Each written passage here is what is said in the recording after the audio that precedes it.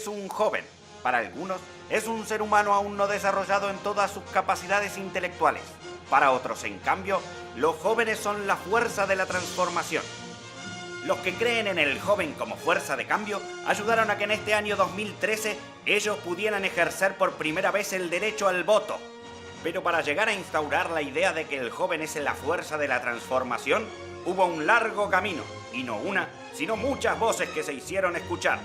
Hace 192 años, Bernardino Rivadavia impuso en Buenos Aires el voto universal masculino.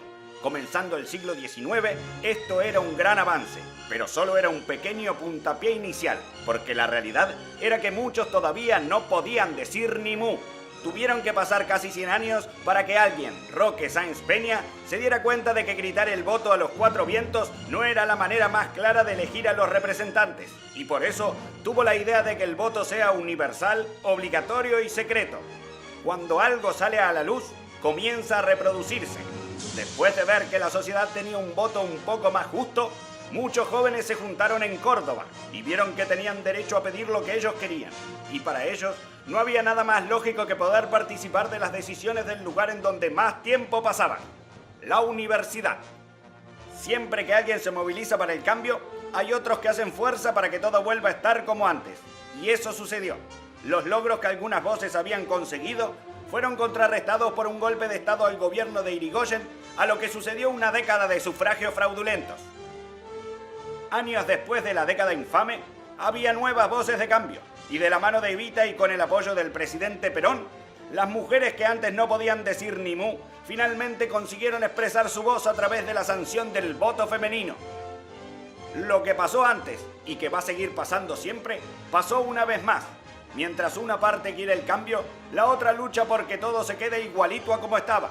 Y así, los que preferían no cuestionarse nada, comandados por el general Aramburu, realizaron un golpe de Estado y proscribieron el peronismo. Todos sabemos que es muy difícil hacer callar a un joven.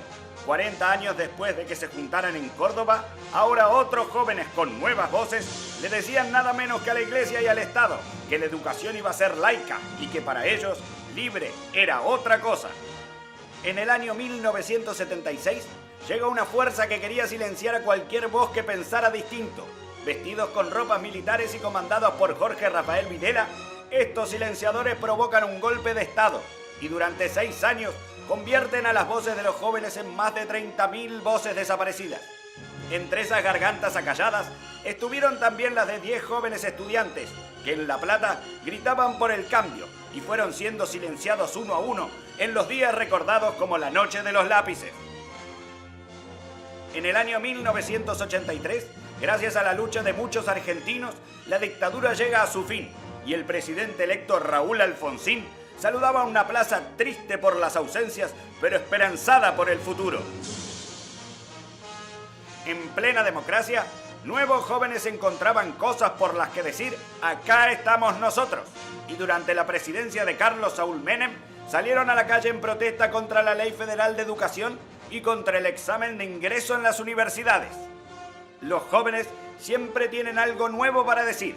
Por eso, después de muchos años de lucha y de pelear contra los que tienen miedo al cambio, se consiguió aprobar la Ley 26.774, que dice que los jóvenes tienen derecho al voto y que quieren hacer oír su voz.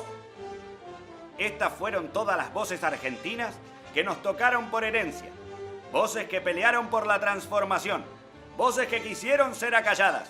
Incluso algunas voces que quedaron en el camino. La pregunta es ahora, ¿cómo hacemos propias todas estas voces del pasado y empezamos a pensar cuáles son nuestros propios desafíos como jóvenes? ¿Cuáles son los cambios por los que queremos gritar? ¿Cuál es nuestra propia voz? Porque todos tenemos una voz, pero lo importante es que seas vos.